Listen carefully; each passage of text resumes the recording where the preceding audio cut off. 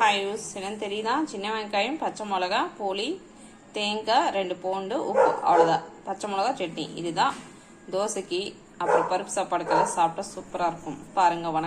வணக்கலாம்.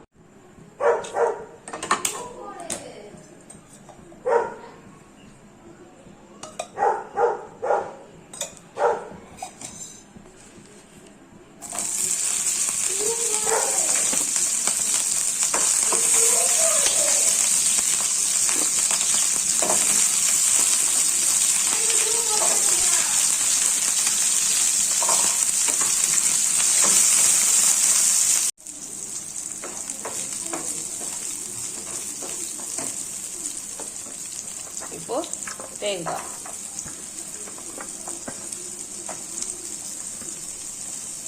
புளி எல்லாம் போட்டு ஒரு வணக்கிட்டு 2 செகண்ட் இப்படி வச்சுட்டு அதுக்கப்புறம் ஆறுனதுக்கப்புறம் நம்ம 1/2 கிலோ உப்பு போட்டு 2 பூண்டு போட்டு அரைச்சிடலாம். அவ்வளோதான்.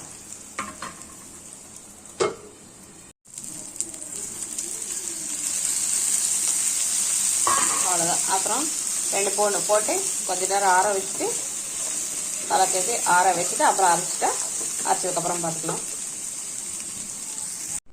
பாருங்க. இப்போ அரைச்சதுக்கப்புறம் எப்படி இருக்குது? ஒயிட்டா வெள்ளை கலர்ல இருக்குது. இதுதான் பச்சை மிளகாய், சின்ன வெங்காயம், தேங்காய் சட்னி. இது பருப்பு சாப்பாடுக்கு அப்புறம் தோசைக்கு சூப்பரா இருக்கும்.